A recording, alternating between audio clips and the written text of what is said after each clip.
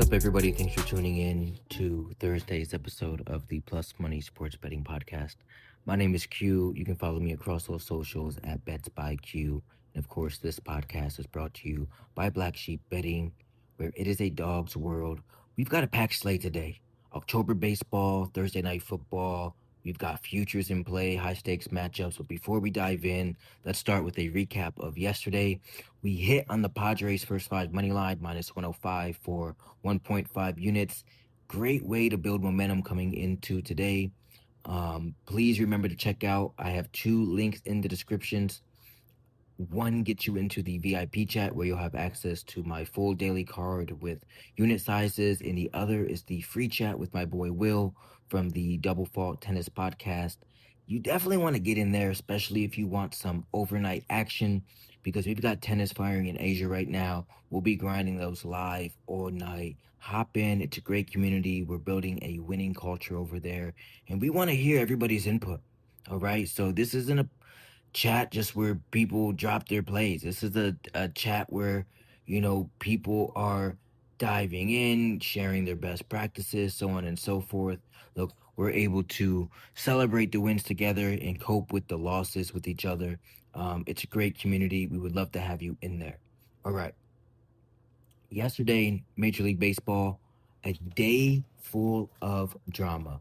The Los Angeles Dodgers were the only team to close out their wild card series in two. They beat the Reds, leaves us with three do or die game threes in the wild card round today. Oh, yeah, it's definitely October. And for us, the biggest storyline is going to be the Guardians. They kept our futures alive yesterday. They needed to win. They did so. And while I do think that they can win again tonight, obviously not going to have any play there so that we can protect our futures without hedging here in a spot that doesn't really provide us an opportunity to do so. This is one of those spots where we just let it play out. If Cleveland advances, that's when we'll look at some hedge opportunities in the divisional round. The path is going to be tough, not going to lie, but this is a team that has shown that they can rally in high pressure spots. Feels like things are clicking, the bats are going at the right time. I'm not counting them out yet. I do think they win against Detroit.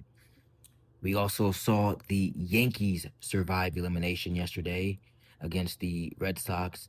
Dramatic fashion, dramatic series. Um, and honestly, I don't love New York's long-term look. They probably win tonight, but their bullpen is way too shaky for me to buy into a deep run. I would be very surprised, really, if both of the teams that we saw in the World Series last year made it to the World Series this year.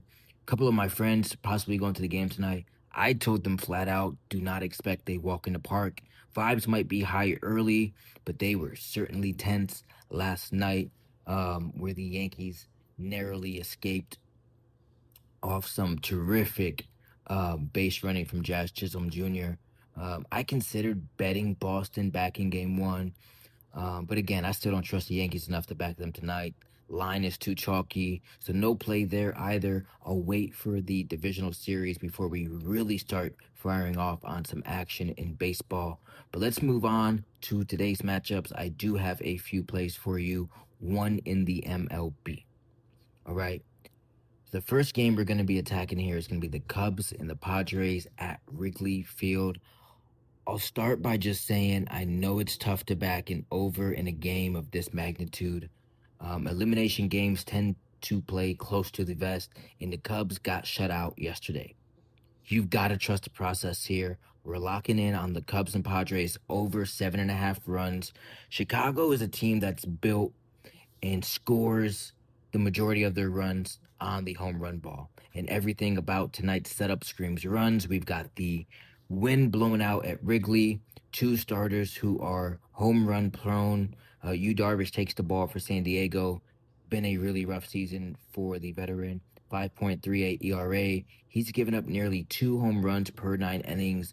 When the wind is blowing out in Wrigley, it is a nightmare profile for pitchers who have trouble keeping the ball in the park.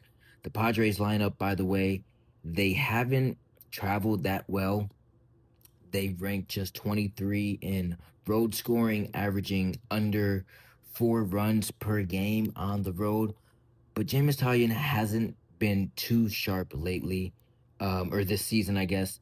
He's given up 8 runs across his last 7 starts, but the bigger picture still shows some vulnerabilities for him. 3.68 ERA looks good, I guess, on paper, but the advanced numbers tell an entirely different story. 4.66 FIP, 1.7 home runs allowed per 9 innings, so close to what Yu Darvish is pushing out as well. So even when he's in rhythm, he can still get beat by power bats, and San Diego has them. Manny Machado hit a home run yesterday. I mean, look, like it was a 3-0 game yesterday, but the Padres put the bat to the ball. This lineup, if they start clicking, I mean, either one of these teams, in my opinion, can clear this number by themselves or bring us halfway there. And so that's what we're really looking for. Both teams to play this close. And in the postseason, teams that live by the home run trend, they tend to be the ones that survive and advance. I do think Chicago is better built for this environment. I lean the Cubs to win, but the stronger angle here is taking the total and betting on the over. So official pick here, Cubs versus the Padres, over 7.5 runs, 1 unit. I think we clear this number early, if I'm being honest with you, before the bullpens even take over. So lock it in, and I will see you at the counter. Play number 2, I just want to take a sidestep here in MLB a little bit and just look at the bigger picture in these playoffs, because I was looking at some futures last night and I punched in 2 plays. All right, I'm going to give them to you. I recommend a quarter unit on them. Play whatever you feel comfortable, okay? It's all about discipline and bankroll management, but just to quickly dive into this, I'm going to give you these 2 future spots that I really love. I'm planting a flag on Kyle Schwarber to win the NLCS MVP at plus 1,000. Okay, so 10-1, Kyle Schwarber, Philadelphia Phillies, to win the NLCS MVP at plus 1,000. I have also sprinkled a quarter unit on him to win the World Series MVP at plus 1,700. Okay, you can still grab that value. Schwarber's been overshadowed this season by Shohei Ohtani. Okay, but don't get it twisted. In almost any other context, he's the league MVP candidate by a long shot. Okay, October baseball is about big bats and big moments, and Schwarber fits that profile perfectly. Okay. The reason why I'm betting this is because I do think that the Philadelphia Phillies will get past the Dodgers, who they play next in the divisional round, right? The 2 front runners for MVP are Shohei Ohtani and Kyle Schwarber. Okay, so if Philadelphia gets past the Dodgers, which I believe that they can, these prices are only going to go down. So if you believe in Philly's run, like I do, this is the spot to grab Schwarber before the market adjusts significantly. Okay, especially if Philly takes game 1. I'm not gonna leave any of that up to chance. I've already locked them in. Okay, futures aren't always about certainty, they're about value. This is one of the best values on the board that I have seen in the last 5 years of playoff baseball. Okay, so Kyle Schwarber to win the NLCS MVP plus 1,000, so 10-1, and then Kyle Schwarber also to win the World Series MVP plus 1,700, 17-1. Lock those in, put whatever you feel comfortable putting on them, but lock it in, and we'll see you at the end of October. All right? Now, here's what everybody's been waiting for. Thursday Night Football, Rams versus the 49ers. We have the spread here sitting at 7.5 in favor of the Rams, and the under sitting at 45.5. Let's break this one down. The line has ballooned throughout the week. The Rams opened up as a short favorite of 3.5. Now we're looking at 7.5s to 8.5s across the board. That's all because San Francisco is decimated on offense. No Brock Purdy, no George Kittle, no Juwan Jennings, no Ricky Purcell.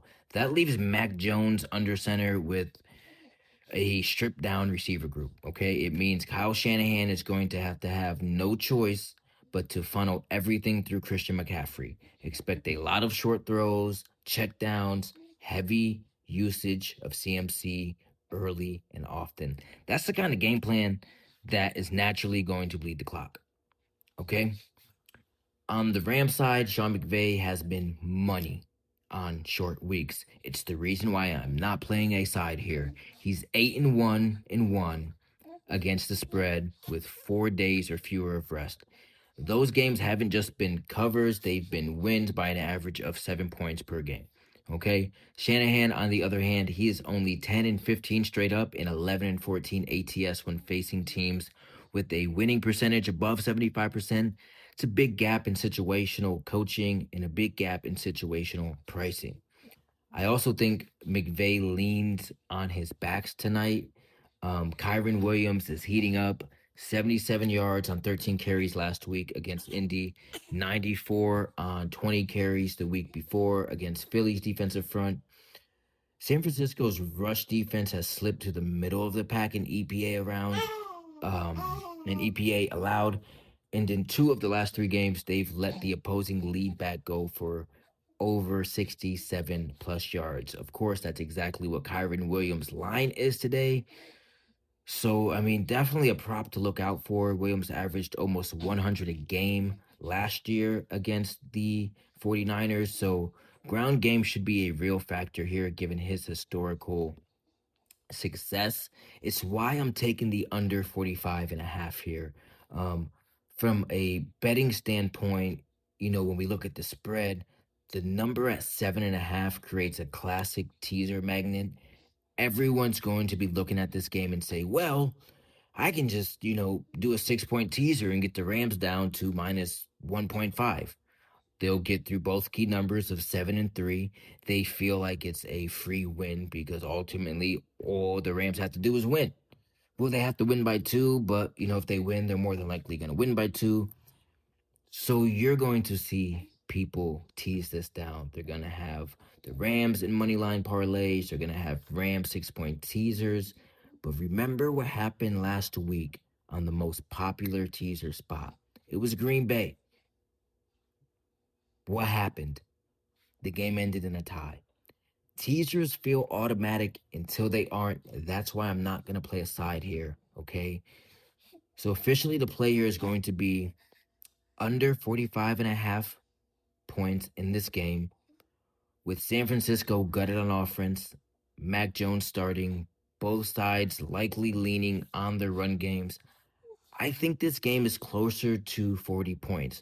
I anticipate this line is going to be bet down. So if you're looking at this or listening to this podcast and you're like, oh my gosh, the number's not 45, I think this is playable to 43.5, 44. Okay, so if you're getting 44s out there, I still think it's safe to take that under. 45 is another key number, so that hook matters a lot, but I think it's the wrong key number that's being set here. I have this game closer to 40 points, something like Rams 23, 49ers 17. So if you can grab the 45.5, I think that's great value.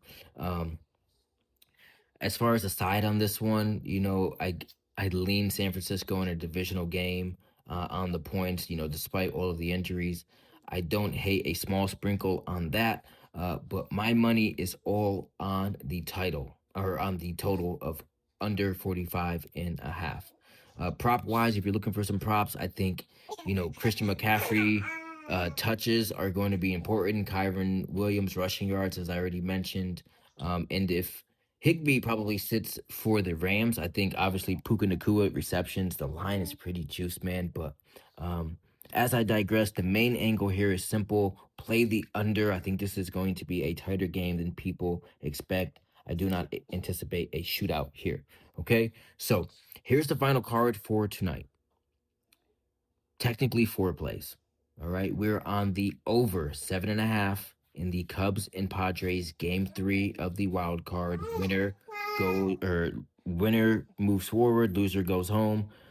We're on the over 7.5 in that game 1 unit.